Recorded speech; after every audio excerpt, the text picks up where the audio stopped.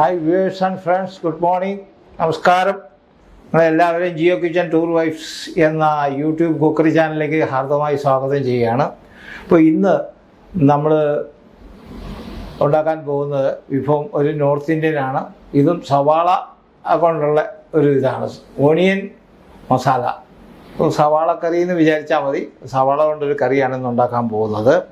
ഇത് നമ്മുടെ മല്ലിയുണ്ട്, coriander seeds. ഇത് നമ്മൾ നേരത്തെ ഉപയോഗിച്ചിരുന്ന കലോഞ്ചിയാണ്. കലോഞ്ചി എന്ന് പറയുമ്പോൾ നമ്മുടെ സവാള സവാളയുടെ വിത്ത് ഇതാണ്. പിന്നെ ഇത് സവാള ക്യൂബ്സാണ്. ക്യൂബ്സ് സംശയം ഉണ്ടെങ്കിൽ ഞാൻ ഒരു കാര്യം ചെയ്യാം. ഇത് നമ്മുടെ ചില്ലി ചിക്കനൊക്കെ ഉണ്ടാക്കുന്നത് മാതിരിയാണ് ക്യൂബ്സ് എടുക്കുന്നത്.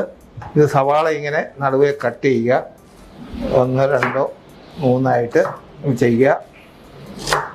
ഇത് ചില്ലി ചിക്കനൊക്കെ ഇങ്ങനെയാണ് ഉപയോഗിക്കുന്നത്. ഇതിനെയാണ് നമ്മൾ ക്യൂബ്സ് എന്ന് പറയുക. ക്യൂബായിട്ട് എടുക്കും. അപ്പോൾ ഇതായി.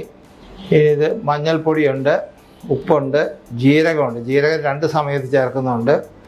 പിന്നെ കായപ്പൊടിയുണ്ട്, ഗാർലിക് ചോപ്പുണ്ട്, മല്ലിപ്പൊടിയുണ്ട്. പിന്നെ രണ്ടാമത് ഒരു സവാള കൂടെ കൊത്തിയരിഞ്ഞ് ഫൈനലി ചോപ്പ് സവാള കൂടെ ചേർക്കേണ്ടതുണ്ട്.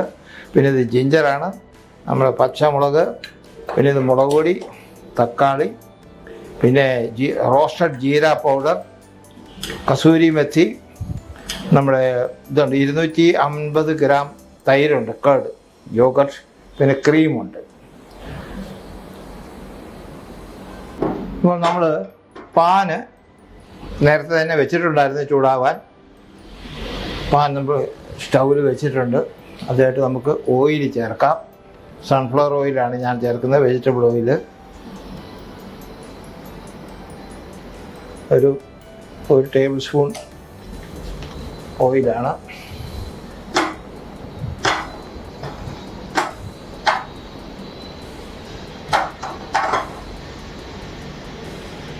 ചൂടാവുന്നുണ്ട്. നമുക്ക് മല്ലി ഇടാം.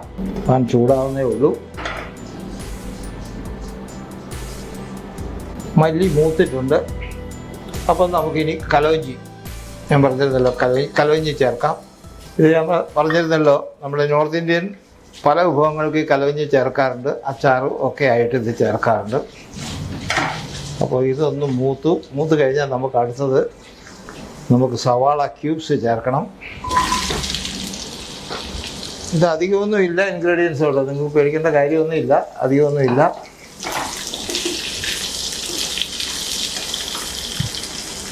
ഉപ്പ് ചേർക്കാം.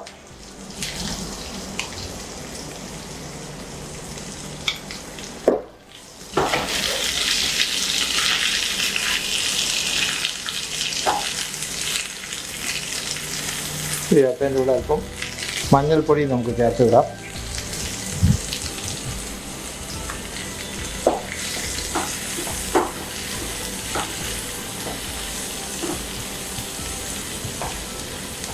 ഇത് കഴിക്കുന്നത് ചോറിന് കഴിക്കാവുന്ന, കൂടാതെ ചപ്പാത്തി, പൂരി, അങ്ങനെ ഏത് വിഭവത്തിൻ്റെ കൂടെയും കഴിക്കാവുന്ന ഒരു കറിയാണ്. ഇത് ഗ്രേവിയുള്ള കറിയാണ്, നല്ല ഗ്രേവി ആകും ഇതിന്. അതിനാണ് നമ്മൾ തൈര് ചേർക്കുന്നത്, ഗ്രേവി ആകുന്നത്. നമുക്കൊന്ന് സവാള വരുന്നവരുന്ന് വെയിറ്റ് ചെയ്യാം.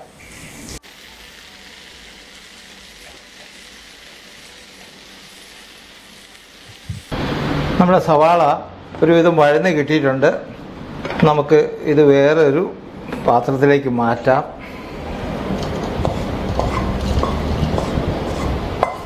നമ്മൾ സവാള വഴറ്റി മാറ്റി കഴിഞ്ഞു. ഇനി ഇതിൻ്റെ അടുത്ത സ്റ്റേജ് കുറച്ചുകൂടെ നമ്മൾ എണ്ണ ഒഴിച്ചതിന് ശേഷം ജീരകമൊക്കെ ഇട്ട് പൊട്ടിക്കും. ഇതിൻ്റെ അടുത്ത സ്റ്റേജാണിത്.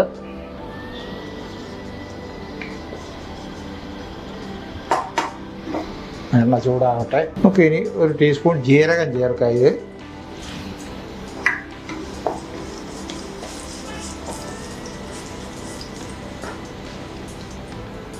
അടുത്തതായിട്ട് വടക്കേ ഇന്ത്യക്കാരുടെ ഇഷ്ടവിഭവമാണ് കായം. അത് നമുക്കൊരു 1/2 ടീസ്പൂൺ ചേർക്കാം.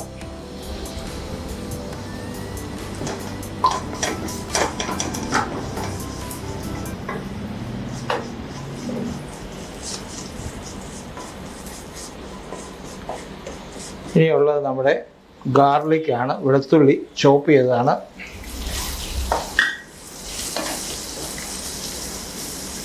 പേസ്റ്റ് അല്ല ഞാൻ ചേർക്കുന്നത്.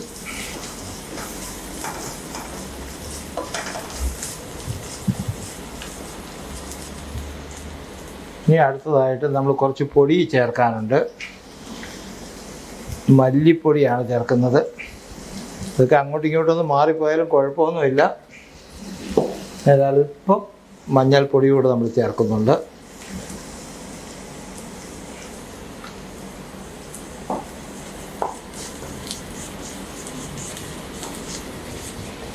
ഇനി നമുക്ക് ചേർക്കാനുള്ളത് കൊത്തി അരിഞ്ഞിട്ടുള്ള സവാളയാണ്. Finely chopped onion. ഉപ്പും ചേർക്കാം. നമ്മൾ സവാള കൊത്തി അരിഞ്ഞത് ഏകദേശം ബ്രൗൺ ആയിട്ടില്ലെങ്കിലും ഗോൾഡൻ ആയിട്ടുണ്ട്. ഗോൾഡൻ ബ്രൗണിലേക്ക് നീങ്ങുന്നു. അപ്പോൾ ബാക്കിയുള്ള ഇതിലായിക്കോളും. ഇനി അടുത്തത് നമ്മൾ ചതച്ച ജിഞ്ചറാണ്. ഇഞ്ചി ചതച്ച് വെച്ചിരിക്കുന്നതാണ്.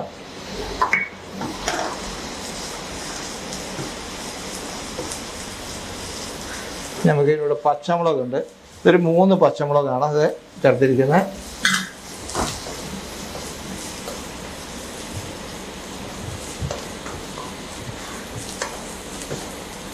ഇനി അടുത്തതായിട്ട് നമുക്ക് അല്പം മുളക് പൊടി ചേർക്കാനുണ്ട്. ഒരു ടീസ്പൂൺ അല്ലെങ്കിൽ 1.5 ടീസ്പൂൺ മുളക് പൊടി.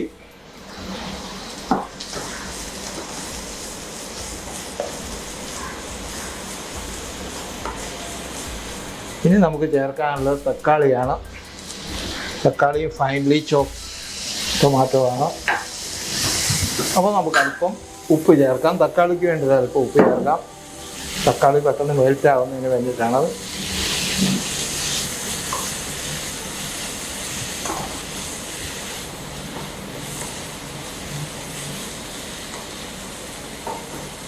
തക്കാളി മെൽറ്റ് ആവുന്നതിന് നമ്മളത് അല്പം മൂടി വെച്ചിട്ട് അടച്ചു വെക്കാം കുറച്ച് സമയത്തേക്ക്.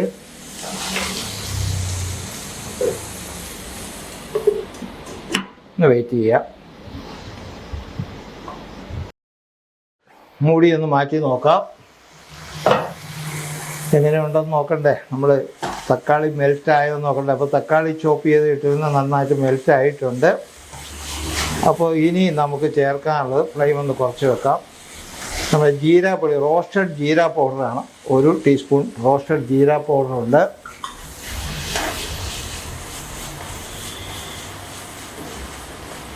പിന്നെ നമുക്ക് ചേർക്കാനുള്ള കസൂരി മെത്തിയാണ്.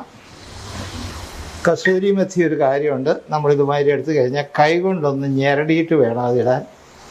എന്നാലേ അതിൻ്റെ ഫ്ലേവർ ശരിക്കും വരുള്ളൂ.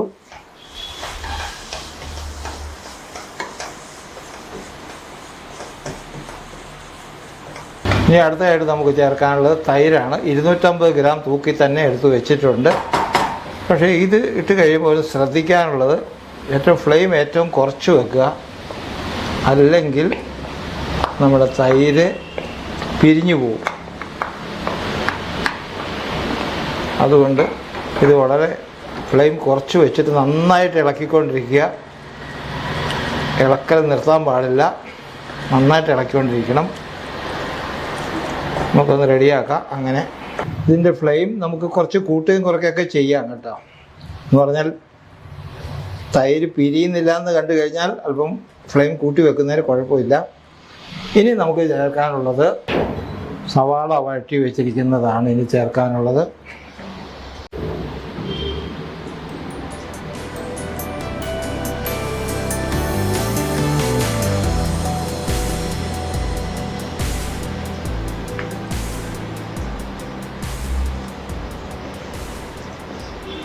പ്രത്യേകിച്ച് വെള്ളമൊന്നും ചേർക്കാനില്ല എന്ന് തോന്നുന്നു. ആവശ്യമെങ്കിൽ കുറച്ച് വെള്ളം ചേർക്കാം.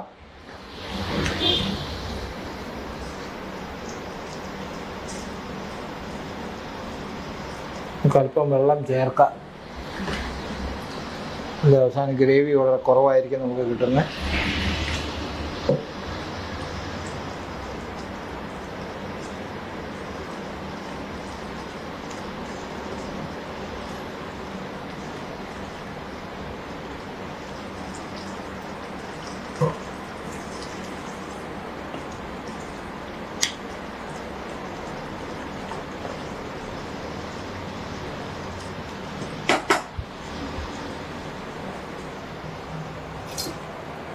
നമുക്കൊന്ന് ഉപ്പ് നോക്കണ്ടേ. അല്പം കൂടെ ഉപ്പ് വേണം.